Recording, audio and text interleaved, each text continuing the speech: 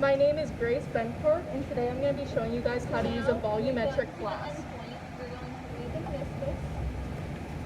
So we have our 250 milliliter volumetric flask. We're going to go ahead and take some DI water and rinse the flask.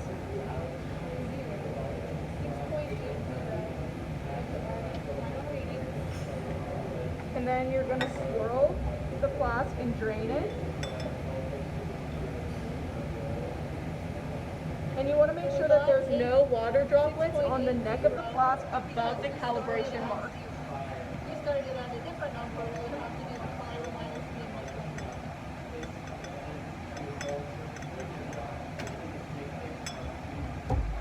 So now we're going to go ahead and take our paper clip and put it on the flask. And then take our funnel.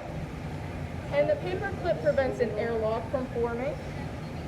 We're going to take our saltwater solution, pour it into the flask, and do quantitative transfer with our DI water to make sure that we get all of the salt water into the flask.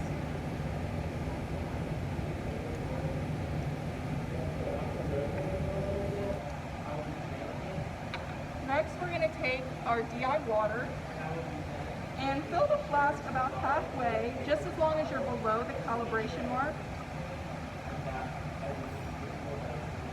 We're going to take out our funnel.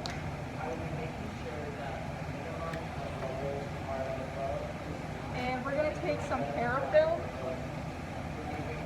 and put it on the top of the flask for mixing.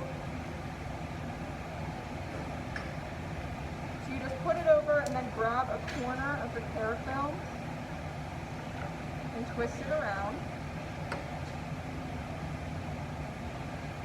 Then you're going to grab a paper towel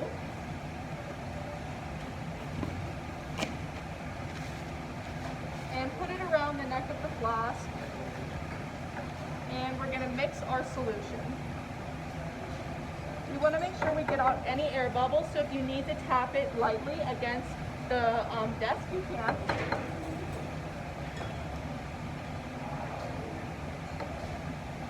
Once we've mixed it, we're going to take our parafilm off,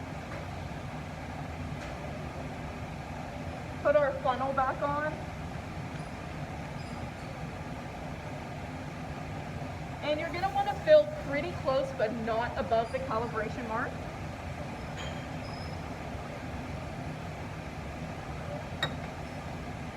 Once you've gotten pretty close, you're going to want to use your pasture pipette to fill it up the rest of the way, drop by drop, and you want to make sure that the bottom of the meniscus is at the calibration mark. And you can take your funnel out for this.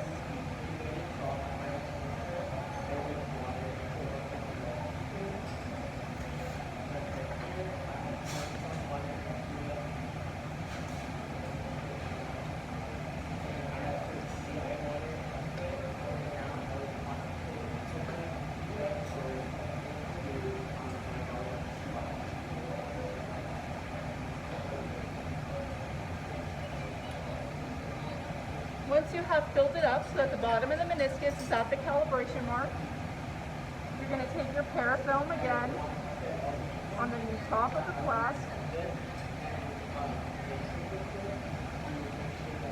take your paper towel again and mix it, and you want to make sure that there's no air bubbles.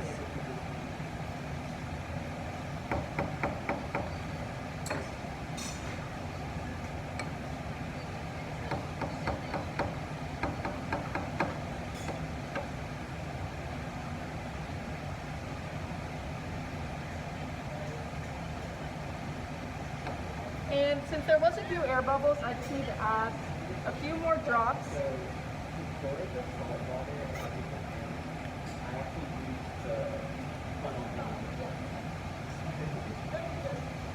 Perfect. So now you can see the bottom of the meniscus is at the calibration mark. And that's all.